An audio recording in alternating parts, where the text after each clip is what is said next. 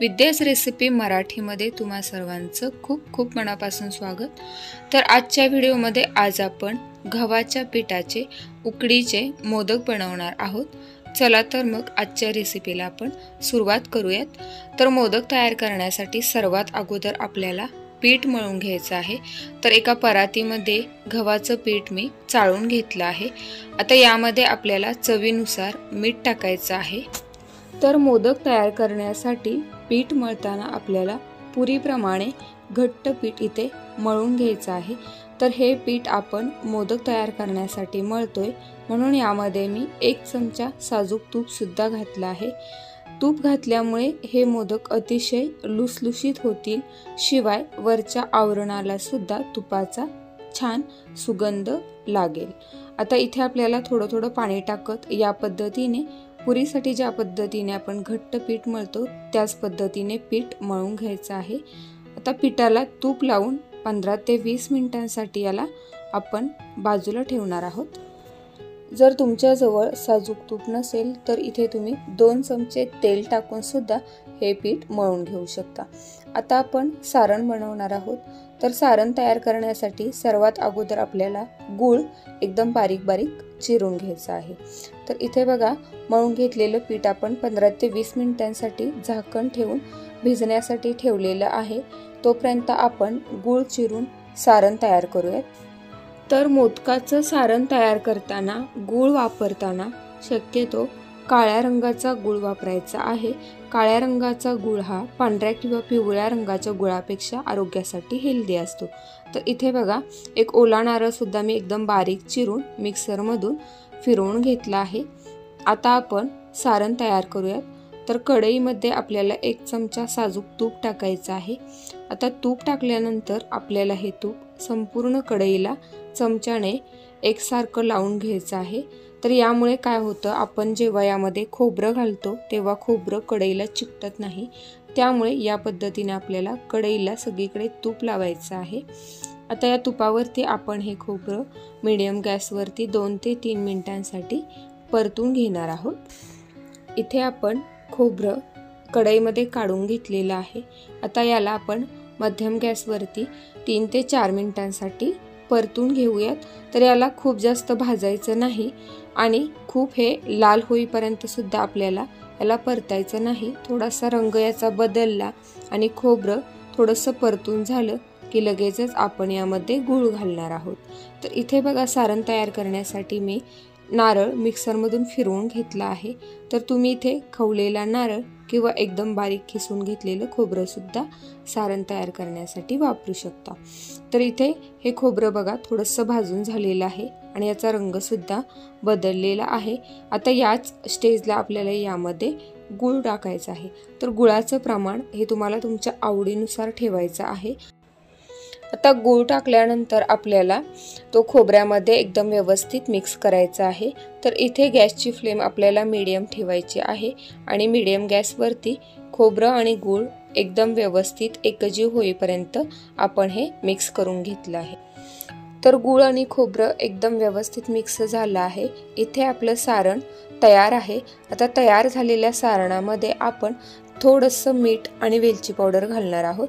तर इथे मी गॅस बंद केला आहे आणि यामध्ये थोडंसं मीठ आणि वेलची पावडर घातली आहे। तर वेलची पावडर आणि मीठ आपल्याला सर्वात शेवटी घालायचं आहे। वेलची पावडर शेवटी घातल्यामुळे याचा सुगंध टिकून राहतो। तर हे सारण इथे तयार आहे।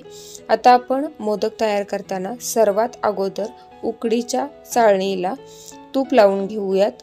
तर चाळणीला तूप लावल्यामुळे मोदक आपल्याला शिजल्यानंतर काढायला खूप सोपं जातं, चाळणीला ते अजिबात चिकटत नाहीत। तर तूप लावलेली चाळण बाजूला ठेवून आपण मोदक तयार करायला घेऊयात। तर मळून ठेवलेलं पीठ सुद्धा 15 ते 20 मिनिटांसाठी भिजलं आहे। तर याला थोडंसं तूप लावून पुन्हा एकदा मी व्यवस्थित मळून घेतलं आहे। आता आपण ज्या आकाराचे मोदक तयार करणार आहोत त्या आकारामध्ये याचे छोटे छोटे गोळे तयार करून घेऊयात। आता एक गोळा मी पिठामध्ये बुडवून घेतला आहे आणि याला हलकंसं मी लाटून घेतलं आहे। तर पारी लाटताना फार जाडही ठेवायची नाही आणि खूप पातळही आपल्याला इथे लाटायची नाही। तर मीडियम जाडीची पारी लाटून आपल्याला यामध्ये सारण भरून नेहमी ज्या पद्धतीने आपण मोदक तयार करतो अगदी तसाच मोदक इथे तयार करायचा आहे।